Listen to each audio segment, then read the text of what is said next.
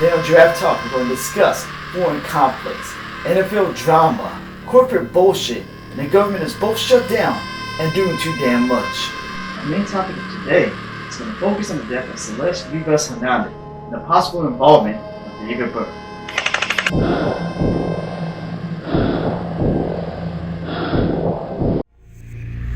What topics are in the news? Breaking news. Suspect is still on the run. Victim remains. We will explain how it affects you and your expert sources in The story is still developing. Reports still remain unconfirmed. They're calling it Kino.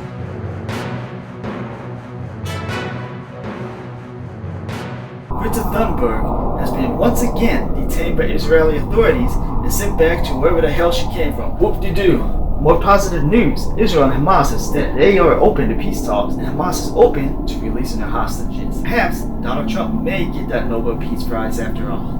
Well, actually it turns out Trump did not get a Nobel Peace Prize. He went to Maria Corina. She has stated her appreciation for Donald Trump and her hope that America will come to invade her home country of Venezuela very soon. I don't know, I'm not even making this shit up. Ghislaine Maxwell's appealing her sentence, but it's already been rejected by the Supreme Court. Thank God. I guess her pedophile ass is just gonna have to chill in the resort for the rest of her damn life. Russia once again targets Ukrainian civilians, and Ukraine has retaliated by destroying 25% of Russia's fuel production capabilities. It's been found that the Campbell Soup Company has dumped their waste materials to the waterways of Ohio over 5,400 times. Drake has had his lawsuit against UMG dismissed. So at this point, I'm just pleading with the public, can we fucking move past Drake? I feel like the world would be such a better place if we never had to hear his music again. Bad Bunny has been announced to be the halftime performer for this year's Super Bowl event. Mark Sanchez has pled not guilty to stabbing a truck driver who parked at the end of an alley that he was sprinting up and down on while he was drunk. Your guess is as good as mine. That sort of didn't make any fucking sense to me either. FCC Chairman Brendan Carr has announced his decision to get rid of free Wi-Fi for poor rural students. He said it's interfering with the profits of large service providers like AT&T. According to Pete Hegseth, Qatar will be establishing an airbase in Idaho. Does this have anything to do with Trump accepting a jet from Qatar? And will this result in any future terrorist activities as Qatar is known for funding terrorist organizations? James Comey has pled not guilty to the charges that he lied in front of the Senate. In other news, Letitia James is now being indicted for bank fraud. She says it's a completely frivolous and false charge. Ted Cruz has pled to the rest of the Senate to focus on bipartisan issues like stopping murder, crime, and attacks on pedophiles. Ted Cruz just defended pedophilia on the national stage. What's going on, big guy? I guess that's why he voted against releasing the Epstein files. Although RFK said he has not found an actual link between autism and Tylenol, they're now doing studies to try to find some kind of link. Seems like the opposite of how a scientific investigation should go. Julian Brown, a plastiline pioneer, that is, to turn plastic into a fuel source, has announced success with actually getting an automobile to drive utilizing his plastiline product. So hopefully he can find a way to refine his plastiline process, as currently it takes way too much energy to transform plastic into fuel. With that, there's also the volatile nature of the process. Hopefully, his ass ain't gonna get blown up. President Donald Trump has defied court orders and deployed National Guard to Oregon, in particular Portland. Stephen Miller defends his actions, stating that the president has plenary authority, which means he has absolute and uncontested control in the United States. Texas may also send the National Guard forces to Oregon as well. Some argue that this means that one state is invading another state, and they question the legality of that. Now, the focus of today's Giraffe Talk is going to be the case of Celeste Rivas Hernandez and the possible connection of David Anthony Burke. But first, let's answer some questions from our viewers. You're watching Giraffe TV. Time to answer your questions with changing knowledge.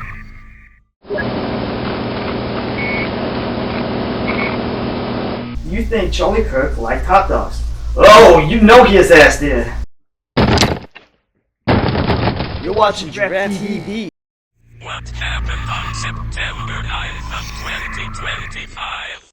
On September 9th of 2025, Toyota became concerned after they noticed a foul odor emanating from the trunk of a Tesla with Texas plates. The Tesla was towed after being illegally parked for a month. They then contacted police to investigate. When they opened the trunk, they found a plastic bag containing the malnourished, mutilated, dismembered body of a young teenager. A tattoo on the finger that had D4VD. and red ink. The car was owned by a David Anthony Burke. It took a week, but they identified the body as a Celeste Rivas Hernandez, who was missing for 17 months. She was reported at the height of 5'3" and a weight of 130 pounds. Her body weighed only 71 pounds when found. Who was Celeste Rivas Hernandez?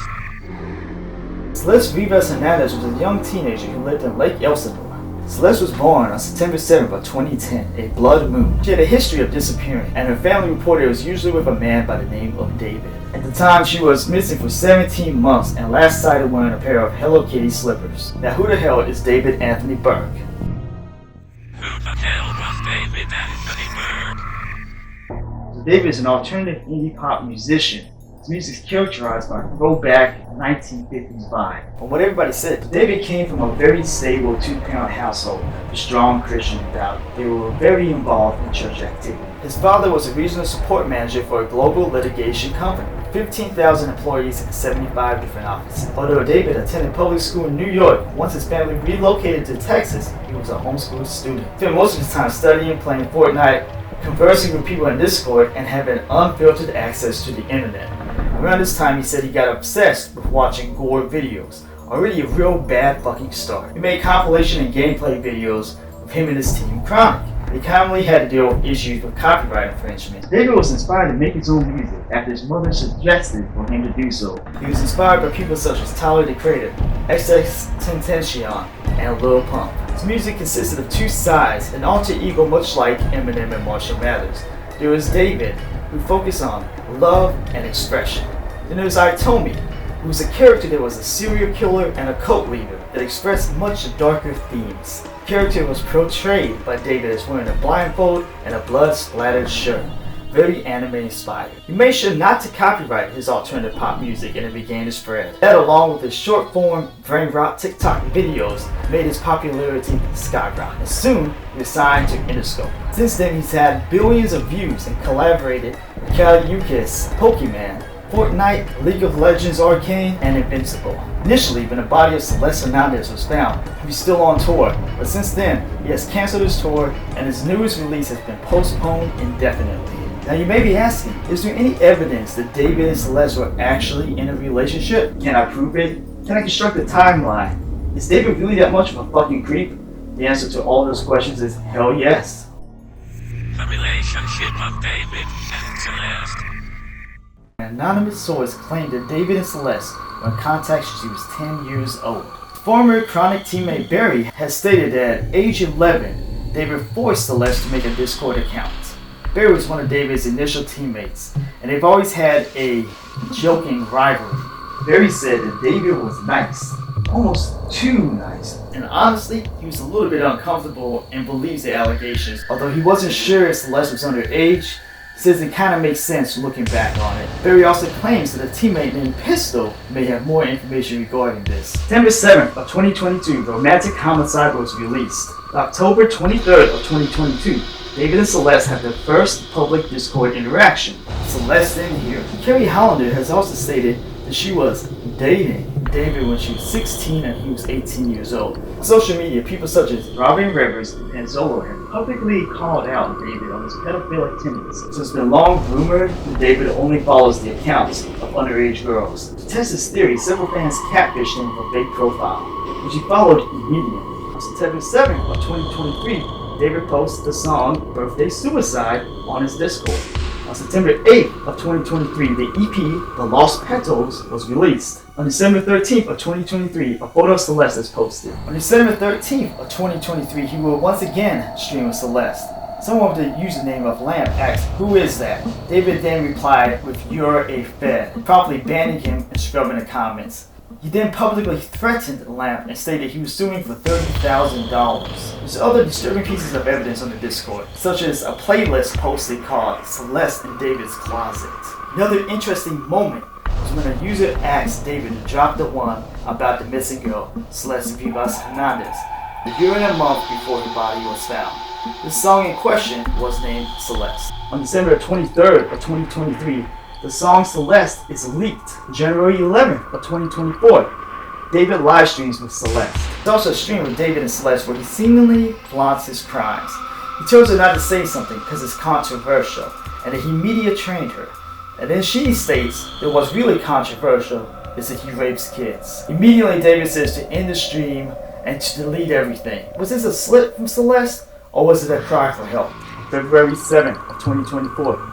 David posted a meme on TikTok about his therapist pulling out the Hello Kitty girl that he met at 2021, when Celeste would have been only 11 years old. Around February 14th of 2024, Celeste first went missing on her way to school. Her mother, Mercedes Martinez, and her aunt, Dora Hernandez, made posts on social media regarding her disappearance. Around this time, David made public posts regarding memes talking about a Hello Kitty girl. According to her brother, Matthew Hernandez, 2 months later she would disappear once again. The information gained from the teacher says she left for LA with a man. According to Matthew Hernandez, he contacted the police and they refused to take any action, stating that there was simply not enough evidence to pursue anything. Then on April 5th of 2024, she runs away again, this time with him. She's last seen wearing a black hoodie and Hello Kitty slide. June 7th of 2024, David posts a TikTok where we can see Celeste's hands and shoes. Further evidence of the relationship is David posting statuses saying she wants to be with her mom and her sis, but I tell her you gotta push through it. She also claims that David was paying Celeste to stay with him, and in some cases up to $19,000. June 27th of 2024, Celeste is sighted backstage at David's concert. In the month of September on 2024, David gets a tattoo that says shush. Around this time, Celeste would also get a tattoo that has D4VD on it. Another user with the handle Apple Tango Cheesecake has stated that his sister and her friends knew about David and Celeste's relationship and that David paid him off to keep quiet.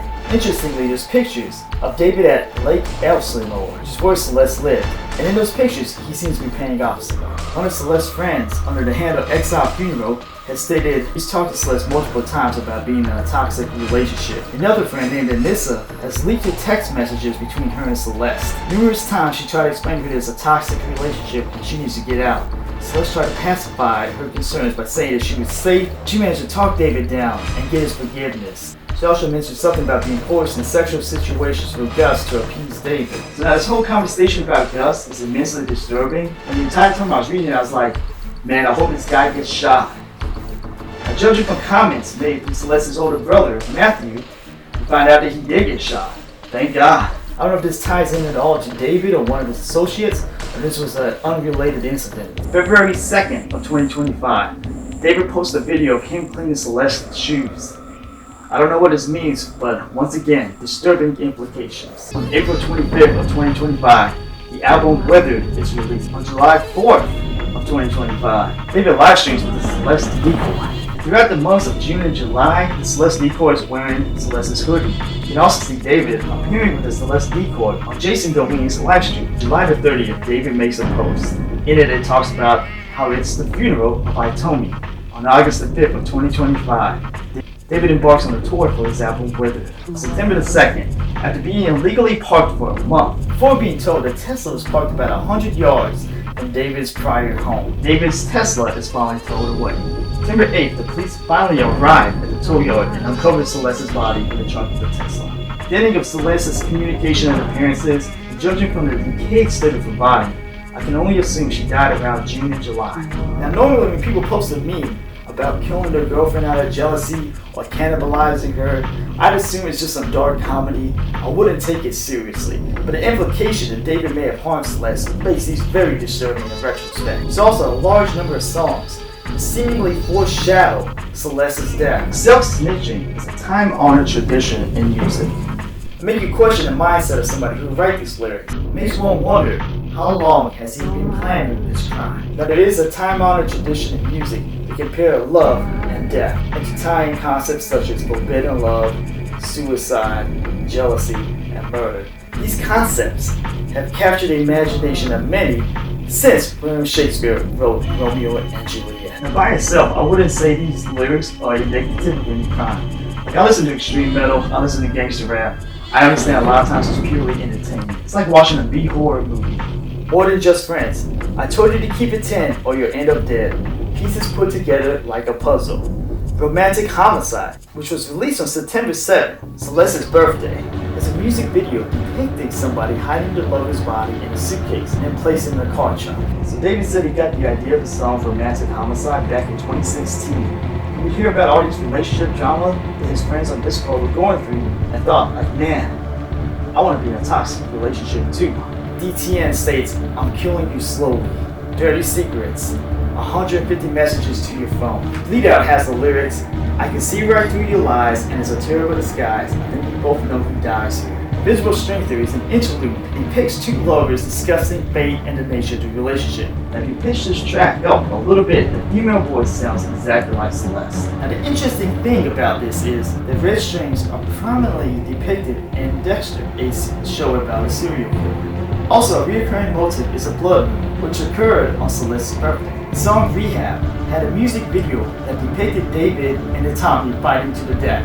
David overcomes the Tommy and walks away with a woman that looks a lot like Celeste, only for the Tommy to regain control and they cut her up into pieces. The song Follow Me has a music video that features a woman that looks a lot like Celeste. The promotional video features David musing about the beauty of a corpse. Drink and Drive features the lyrics, Are you still under my car? Runaway is about convincing a lover to leave her friends and family to move in with you. D-Side has the lyrics, Save Your Tears, 7 years. Now remember, they started dating when Celeste was 11 years old. 7 years, she would be 18. Now David has mentioned that around the time period that Celeste would have turned 18, he plans to make enough money where he can move to an island and disappear from the world. I got you, Ghost. We both know that's the real you. Now what's interesting is that we all know that David has to be invested in serial killer lore. That just fits in with his personality. Jeffrey Dahmer, Ed Kemper, the Zodiac Killer, have all stated belief that when they kill somebody, they gain possession of the victim's soul. So in the case of David Anthony Burke, we must ask ourselves, just what the fuck is wrong with this guy? You're watching Giraffe Talk. What the fuck is wrong with David?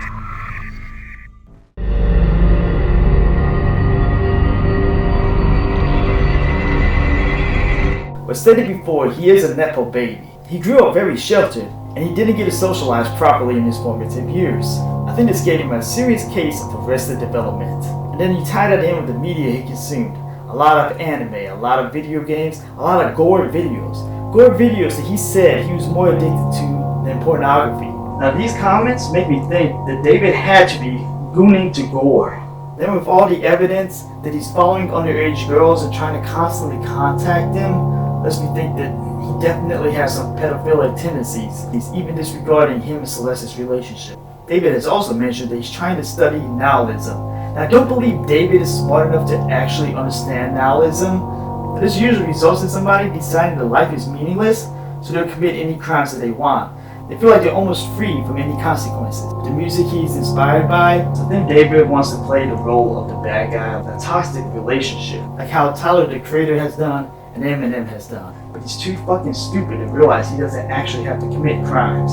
With him flaunting his crimes and flaunting his relationship with Celeste, I feel like he wants people to know that he's in a relationship with an underage girl. He's hoping he can get away with it. I think David sees it as an art project. He wants to be Generation Z's O.J. Simpson. He wants to be someone who's committed a crime and becomes notorious for it. And we all know he did it, but it's just not quite enough evidence to tie him to. Furthermore, I think he has a serious case of derealization. He's stuck in a fantasy world. This is like how Euronymous from Mayhem acted after their singer dead committed suicide. And he doesn't quite comprehend the implications of his actions.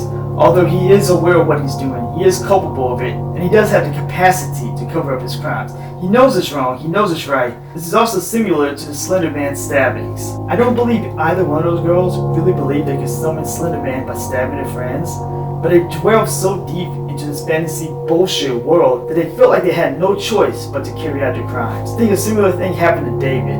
He constructed this fantastical narrative, decided he has a mission to complete, treats it like an art project. It's narcissistic enough to think that he can get away with it. So what's the current state of this crime? So far, David has not been arrested. I don't think it's because the police think he's innocent. I believe they're building a case.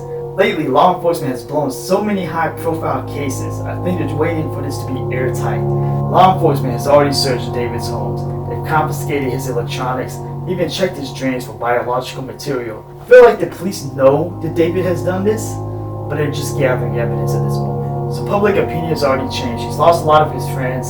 His Discord server has shut down, and they disavowed any knowledge of David's crimes.